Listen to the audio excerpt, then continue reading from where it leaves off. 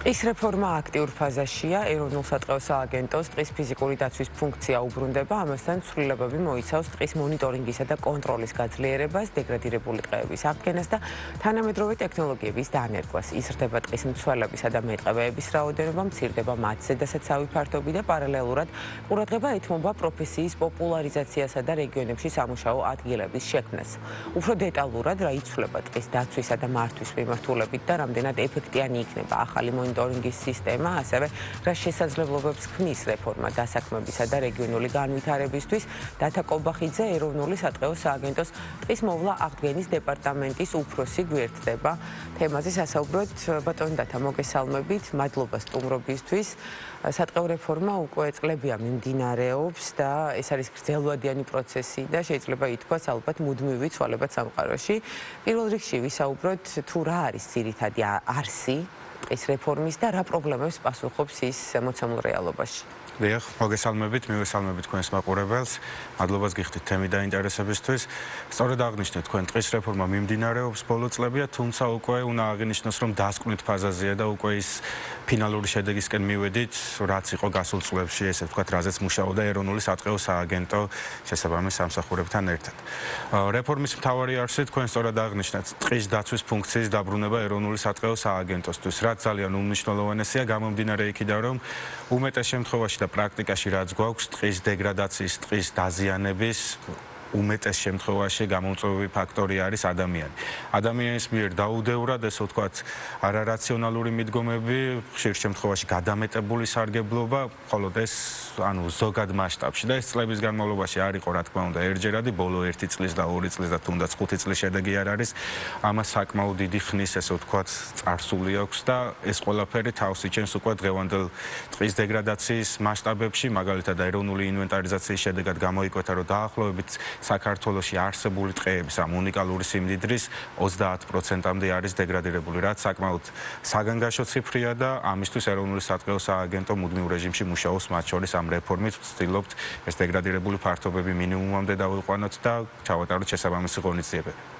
კი ბატონო, აი ბოლო ეტაპზე, რეფორმის ბოლო ეტაპზე, როგორც აღნიშნეთ, მიმდინარე მნიშვნელოვანი სიახლეები არის დაანონსებული და მოდით მიმოვიხილოთ თითოეული მათგანი. ტყის ფიზიკური დაცვის ფუნქცია უბრუნდება სატყეო სააგენტოს, დავიწყოთ ამით. დიახ, აღნიშნული კუთხით 401 ტყის მცველი ემატება. აქვე, რა თქმა უნდა ითქვას, რომ გარემოს დაცვისა და სოფლის მეურნეობის სამინისტროს უშუალოდ ბატონი მინისტრის ჩართულობით და აქტიური, ესე ვთქვათ, მხარდაჭერით ტყის მცველების ხელფასი გაორმაგდა წლევანდელი წლიდან, რაც ესეც, რა თქმა უნდა, აისახება დადებითად ტყის მცველების მიერ შესრულებულ სამუშაოზე. გაზრდილი мотиваცია, ესე ვთქვათ, გაზრდილი ანაზღაურება გამოიწვევს მეტ დაინტერესებას, მათ შორის კვალიფიციური კადრების შენარჩუნებას, კვალიფიციური კადრების მოზიდვას და ასე შემდეგ. შესაბამისად, ეს ერთ-ერთი წინ გადადგმული ნაბიჯია. თუმცა გარდა ტყის მცველებისა, როგორც რეგიონებში, ასევე ცენტრალურ აპარატშიც უმჯობესდება, ესე ვთქვათ, ადამიანური რესურსის შესაძლებლობები, მათ შორის ანაზღაურების კუთხითაც, რაც საერთო ჯამში დადებითად აისახება თანამშრომლობის мотиваციაზე.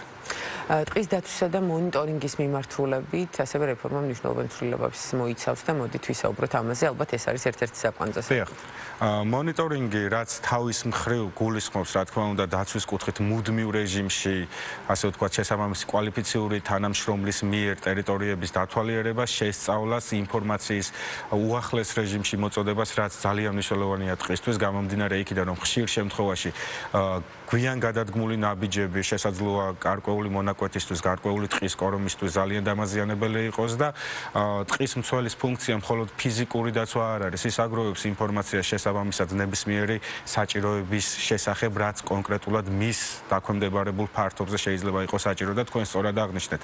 აქამდე თუ დაახლოებით 10,000 ჰექტარი მოდიოდა ერთ ტყის მცველზე საშუალოდ დასაცავად, ახლა ეს ფართობი შემცირდა 2,000 ჰექტარამდე, რაც ლოგიკური ფართობია და ასე ვთქვათ, შესაძლებელია ერთი ადამიანის მიერ მეტნაკლებად, ასე ვთქვათ, გაკონტროლება გაიზრდება. დიახ, და აქ რა თქმა უნდა აღინიშნოს, რომ მათი დაცვის ფუნქცია არ შემოიფარგლება იმით, რომ კონკრეტულად მიზანი არ არის ამ რეფორმის, რომ თუნდაც ადგილობრივი მოსახლეობა, თუნდაც პირობით მაგალითად იმ ტყის მიმდებარედ მცხოვრებს რაღაც გარკვეული ესე ვთქვათ კაცრი შეზღუდვები დაუწესთ ეს რაღაც მსგავსი რომ გაურთულოს ასე ვთქვათ საქართველოს მოქალაქეს ესე ვთქვათ ცხოვრება. რა თქმა უნდა რეფორმის მიზანი ეს ცალსახად არ არის. რეფორმის მიზანი არის უბრალოდ ეს პროცესები წარიმართოს სწორად და სამწუხაროდ წარსულში გვაქვს ის არასწორად მართვის შედეგად მე ვამბობ რა თქმა უნდა ეს ბოლო 10 წლეულების განმავლობაში დეგრადირებული ფართობების შესაბამისად სწორი მართვა უმნიშვნელოვანესია იმ შედეგის მისაღებად რაზეც ორიენტირებულია ეროვნული სატყეო სააგენტო.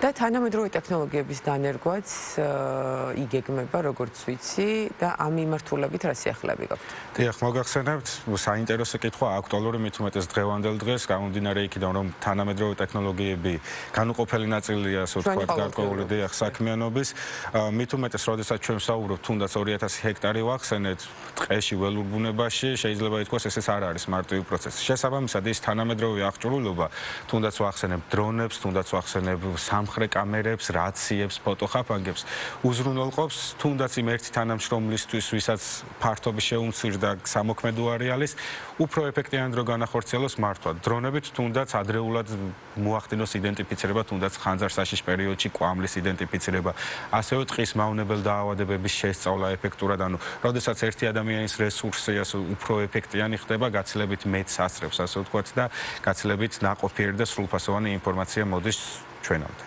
და ბატონო დათა მრავალმიზნობრივი ტყით სარგებლობა პრაქტიკაში როგორ ხორციელდება და რას ნიშნავს და რას მოიცავს რომ განგვიმარტო? დიახ, ეს ტყით სარგებლობის წესის შეცვლა ცოტა ანუ ესე ვთქვათ სიღრმეებშია, არ არის ესე ვთქვათ მარტივად საქმე, მან ტყით სარგებლობის პროცესი საკმაოდ რთული, ანუ დაწყებული დაგეგმიდან, როდესაც ტყის ინვენტარიზაცია ტარდება და ინვენტარიზაციის შედეგად იკვეთება თუნდაც ყველა ის საჭიროება, მათ შორის როგორც აღნიშნეთ, დეგრადირებული ფართობების შესახებ სად არის საჭირო ეს აღდგენის ღონისძიებების განხორციელება, სად რა რესურსია ტყეში, რა მოცულობა, როგორ უნდა მოხდეს ამ მოცულობის სწორად მართვა ისე რომ ტყეს ბუნებრივი განახლებით შეძლოს თვითაღდგენა და არ მოხდეს და არ იყოს აუცილებელი დამატებითი ჩარევა და რამდენად გრძელვადიანი პროცესია ეს? ანუ მუდმივად მიმდინარეობს ამ ინფორმაციის ესე ვთქვათ განახლება. ტყის ინვენტარიზაციას რაც შეეხება თვითონ ინვენტარიზაციის პროცესში შედეგად რაც გვაძლევს ის შედარებით გრძელვადიანია 10 წლის განმავლობაში გვაქვს ეს ინფორმაცია რასაც ვიყენებთ, თუმცა ადგილზე შესწავლა მუდმივ რეჟიმში მიმდინარეობს და შესაბამისი ექსპერტების მიერ, კვალიფიციური კადრების მიერ, მეტყევეების მიერ ხდება ადგილზე ტერიტორიის დათვალიერება,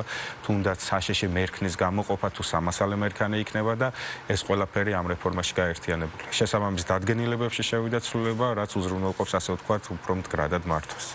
და უნდა ვისაუბროთ აუცილებლად ეკონომიკურ ეფექტებზე და ეკონომიკურ სარგებელზე მთელი ამ პროცესის, როგორც ვთქვათ, მოსახლეობისთვის, ასევე ქვეყნის ეკონომიკისთვის. დიახ, ტყის მთავარი ფუნქცია ჩვენს ქვეყანაში, რა თქმა უნდა, არ არის ეკონომიკური სარგებელი და ეკოლოგიური თვალსაზრისით გაცილებით დიდი ეფექტი აქვს ეს გარემოსდაცვითი კუთხით, მათ შორის ჩვენ როდესაც ვსაუბრობთ დეგრადირებულ ფართობებზე, პირდაპირ უნდა აღინიშნოს, რომ ეს სიტყვა დეგრადაცია მხოლოდ ასე ვთქვათ ტერმინად არ გამოიყენება. ხშირ შემთხვევაში გვაქვს ძალიან ცუდი და რთული ეფექტი, მათ შორის კლიმატის ცვლილებების ფონზე განსაკუთრებით თავსით ჩვენს თუნდაც ბუნებრივი კატასტროფების კუთხით, ეს ვარცოფები იქნება, მეწყერები თუ ასე შემდეგ და მთავარი მიზანი ამ ტყის დაცვის არის ერთ-ერთი უმთავრესი, როგორც თქვით, ეს ეკოლოგიური თვალსაზრისით რომ მდგრადად. თუმცა მდგრადობაში, რა თქმა უნდა, სოციალურში, ეკოლოგიურში და მათ შორის ეკონომიკური სარგებელიც მნიშვნელოვანია, შესაბამისად აღნიშნული რეფორმა ეკონომიკური თვალსაზრისითაც უზრუნველყოფს გარკვეულ სარგებელს როგორც სახელმწიფოსთვის, ასევე რა თქმა უნდა თითოეული მოქალაქისთვის გამომდინარე იქიდან, რომ სახელმწიფოში შესული ბიუჯეტი ასე ვთქვათ მოქალაქეებსაც ხმარდება. კი ბატონო. ასევე დარგის პროფესიის პოპულარიზაცია არის გათვლა რეფორმაში. საინტერესოა დაინტერესების მასშტაბი როგორ იზრდება წლიდან წლამდე. ახსენეთ თქვენ გაზრდილი ხელფასი, რაც ალბათ არის ერთ-ერთი ფაქტორი. დიახ, სწორედ თქვით, თქვენს ეს мотиваცია ძალიან მნიშვნელოვანია მათ შორის ხელფასის კუთხით. წარსულში ხშირ შემთხვევაში კვალიფიციურ კადრებს, ექსპერტებს, მეტყევეებს გარკვეულწილად ენთუზიაზმითაც უწევდათ ხოლმე იმდენად, ასე ვთქვათ, დაბალი იყო ანაზღაურება, მაღალი ანაზღაურება გაცილებით გააძლიერებს мотиваციას, ასევე კადრები, მათ შორის უნივერსიტეტები, რა თქმა უნდა, აქვთ ინფორმაცია ყოველწლიურად დაახლოებით რამდენი ადამიანური რესურსი ესაჭიროება ეროვნულ სატყეო სააგენტოს, რომ სწორად წარმართოს პროცესები, ასევე კოლეჯებში არის ეს პროგრამები, ასე ვთქვათ, რეგიონებში, რაც ძალიან მნიშვნელოვანია და კოლეჯები გადაამზადებენ ამ მეტყევეებსაც და აღნიშნული კუთხით ეროვნულ სატყეო სააგენტო მუდმივად ჩართულია და რა თქმა უნდა, ერთ-ერთი მთავარი მიზანია, რომ ქვეყანაში იყოს ის კადრები, რომლებიც შეძლებენ ტყის მდგრად მართვას. რამდენად არის დეფიციტი და ვთქვათ პრობლემა ამ მიმართულებით? ანუ საჭიროება რამდენად დიდია და არსებული მოცემულობა რამდენად პასუხობს საჭიროებას? დიახ, მით უმეტეს მოგეხსენებათ, რომ საქართველოს ეროვნული სატყეო სააგენტოს მართვას დაგემდებარებული ფართობი 1,700,000 ჰექტარზე მეტია და თითოეულ რეგიონში, აჭარის გარდა ასე ვთქვათ, ოპერირებს ეროვნული სატყეო სააგენტო.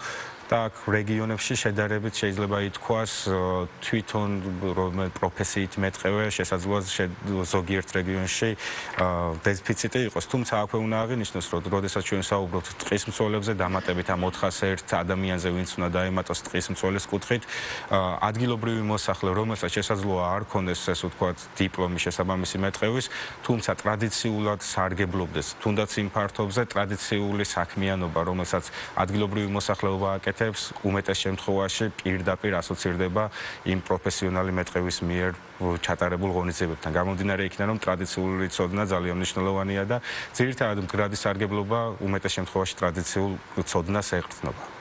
ბატონ დათა, რეფორმის ფარგლებში როგორ გეგმავთ მოსახლეობის ჩართულობის გაზრდას, ცნობიერების ზრდა არის მნიშვნელოვანი ძალიან ამ მიმართულებით ალბათ დამეთანხმებით და რა არის ის მთავარი გზავნილი, რაც თქვენ გაქვთ საზოგადოებისთვის? დიახ, თქვენს კიდევ ერთხელ მადლობას მოგახსენებთ, რომ ჩართული ხართ ამ ცნობიერების ამაღლების კუთხით და უზიარებთ მოსახლეობას ინფორმაციას ამ ტყის რეფორმასთან დაკავშირებით. მუდმივი კომუნიკაცია მოსახლეობასთან, რა თქმა უნდა, აუცილებელია თითოეული რეგიონის თანამშრომელს შესაბამის ასე ვთქვათ, მითითებების საფუძველზე ახორციელებენ მოსახლეობის ინფორმირებას, მათ შორის სკოლებშიც მიმდინარეობს, ასე ვთქვათ, ინფორმაციის გაცნობა და მუდმივ რეჟიმში ინფორმაცია, რა თქმა უნდა, აუცილებელია და თითოეულ მოსახლეს მით უმეტეს იმ მოსახლეობას, რომლებიც უშუალოდ მოიხმარენ ამ დღეს, თუნდაც რეგიონებში, რომლებიც უშუალოდ ტყის მიმდებარე ცხოვრობენ, მათი ინფორმირებულება თუ რა კეთდება, როგორ კეთდება, ძალიან მნიშვნელოვანია, რაზეც როგორც ტელევიზიებით, ასევე სოციალური ქსელებით და ასევე პირადი შეხვედრებით მიმდინარეობს ინფორმაციის მიწოდება. და უნდა ითქვას ალბათ ისიც, რომ თითოეული მოქალაქის როლი არის უმნიშვნელოვანესი და მათ მიერ განხორციელებული ქმედება ამ ნაწილში. დიახ, რა თქმა უნდა, სწორად აღნიშნეთ, ჩვენი მიზანიც ის არის, რომ მოსახლეობის მიერ მოხდეს მათი ჩართულობით მოხდეს ეს ყველაფერი, გამომდინარე იქიდან, რომ თუნდაც დაცვის კუთხით მთავარი ამოცანაა ჩვენი პრევენცია, იმიტომ რომ ის უარყოფით შედეგი რაც შესაძლოა ჭრით განხორციელდეს, შემდეგ უკვე 10 წლეულები და ზოგიერთ შემთხვევაში 100 წლეული შეიძლება დააჭირდეს იმ დეგრადირებული ფართობის აღდგენა. შესაბამისად, მოსახლეობის მხრიდან მხარდაჭერა, რა თქმა უნდა, ჩვენი მხრიდანაც მოსახლეობასთან მუდმივი კომუნიკაცია აუცილებელია, გამომდინარე იქიდან, რომ არ მოხდეს რაღაც გარკვეული შეუქცევადი პროცესები არ განვითარდეს ამ უკანონო ჭრების შედეგად. და დავიცვათ და შევინარჩუნოთ ჩვენი მწვანე საგანძური, ალბათ ეს არის მთავარი მესიჯი, რაც საზოგადოებამ უნდა გაითავისოს და შემდეგ უკვე პრაქტიკაში განახორციელოს. ძალიან დიდი მადლობა სტუმრობისთვის, საინტერესო საუბრისთვის. დათა კობახიძე, ეროვნული სატყეო სააგენტოს ტყის მოვლა აღდგენის დეპარტამენტის უფროსი იყო ჩვენი სტუმარი და ვსაუბრობდით სატყეო რეფორმაზე, რომელიც ახლა არის აქტიურ ფაზაში ჩვენს ქვეყანაში.